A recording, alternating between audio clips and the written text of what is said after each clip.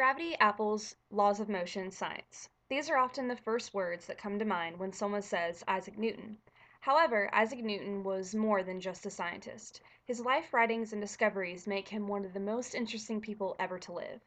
Everyone knows Isaac Newton the scientist, but today I'm going to tell you a few more interesting facts about Isaac Newton the person. From the moment he was born, Isaac Newton has caused quite a stir.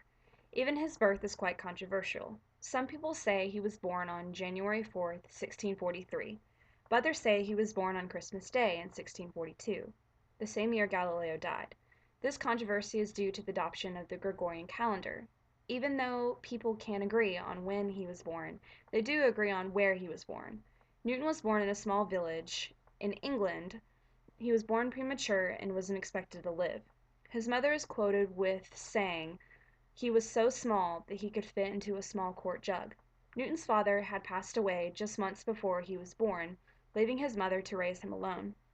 Being a single parent was too much for his mother to handle, so at the age of 3, Newton was forced to go live with his grandmother because his mother moved away and left him. She eventually remarried and returned, but their relationship would always be rocky. It is rumored that a young Newton threatened to burn down his house with his mother and stepfather inside. Newton did not do well in grammar school. He was labeled as inattentive and struggled with his studies. He often was picked on, and one day he was beat up by a school bully. Newton was so mad that he challenged the boy to another fight. That time he won.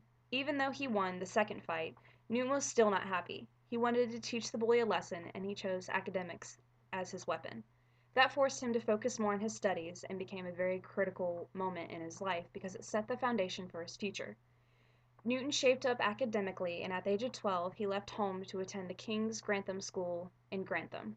He made it through grammar school and went on to college. However, the first attempt at college was cut short by his mother, who forced him to return back home to work on the farm. Newton may have been good in school, but he was a horrible farmer. He was so bad that his uncle talked to his mother and letting him return back to college. Newton earned a, Newton earned a full scholarship, including food, lodging at Cambridge University, and got back on his academic track. While in college, Newton was fascinated with Kepler, Galileo, and Copernicus. He earned his bachelor's degree in August 1665 and went on to earn his master's. Even though Isaac Newton was a scientist, he actually wrote about religion far more than he ever wrote about any sciences. Newton was deeply religious. He learned Hebrew and spent over half his life studying the Bible. He was fascinated with the Bible and he tried to find hidden meanings in it. He also studied the Bible inattentively for science information. One of his manuscripts contains science notes based on the Bible and his perception of when the world will end. Using those same scientific notes, Newton was even able to calculate the date of the crucifixion as April 3rd, AD 33. Even though he was deeply religious, Newton did not believe in the Holy Trinity, nor did he believe in Satan. Many people saw this view as blasphemous, and it caused a lot of controversy.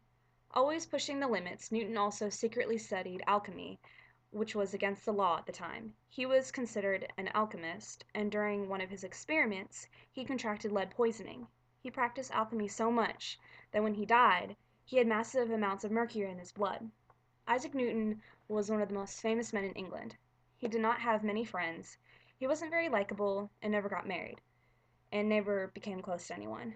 As he grew older, he suffered from a lot of ailments. He had a weak bladder and could only eat veggies and broth.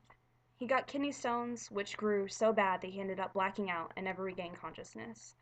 He died on April 20th at the age of 85 and was buried at Westminster Abbey. English poet Alexander Pope gave a short eulogy speech that simply said, "Nature and nature's lays, laws lay hid at night. God said, 'Let Newton be,' and all was light."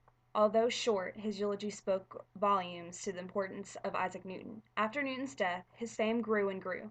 Even Thomas Jefferson was so captivated by Newton that he purchased one of the few copies of Newton's death masks. In his biography, Never at Rest, Richard Westphal describes Newton as one of the tiny handfuls of supreme genius who has shaped the categories of the human intellect. Newton influenced many generations and changed the way people thought. More than just a scientist, he constantly challenged everything around him. He held strong to his beliefs and was one of the first to mix science with religion. His life was truly interesting, and he laid the foundation for many to come.